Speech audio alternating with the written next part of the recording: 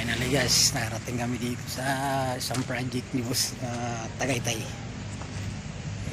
Malamig po dito. Ayan. Ayan. Ayan po guys. Mga paps, ayun punong kahoy. Ayan.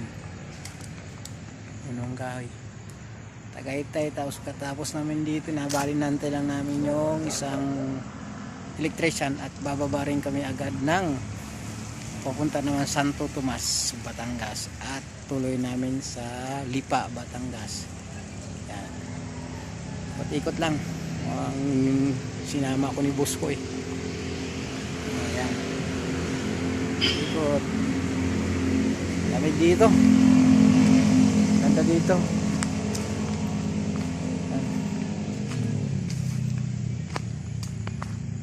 Bali doon sa likod na yun, nandun yung swimming pool yung gagawin.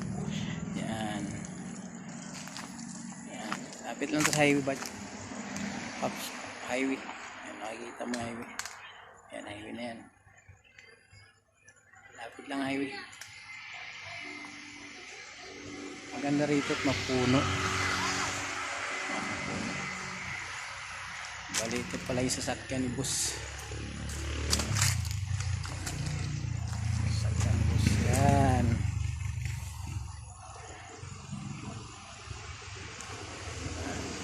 Antay pa namin yung isang electrician at sasabay na rin sa Santo Tomas. Ayan doon sila sa dulo. Doon sa dulo. Nakadulo. Nakadulo doon sa dulo na yun. Ayun, nandaan na yun. Yan mga paps. Yan. Ganda rito paps. Ito yung halaman. Yan, halaman.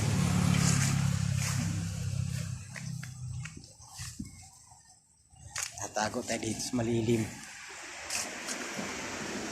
Yan, ito. Ganda. Yan, yan. Balitong island na ito, lapit lang. Nung distant lang po ang lakad. Malapit lang yung swimming pool na sa dulo.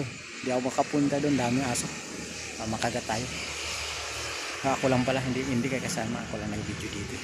Joke. Ayan. Ang dapat to. Maraming salamat po. At